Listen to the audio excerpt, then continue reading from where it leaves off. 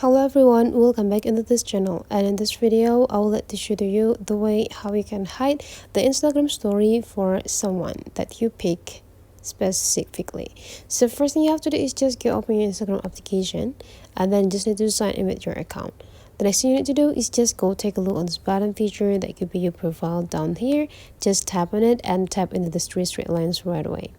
Now visit the settings and privacy, and you need to scroll a little bit down until you got this who can see your content, and then you just need to tap into this hide story and live.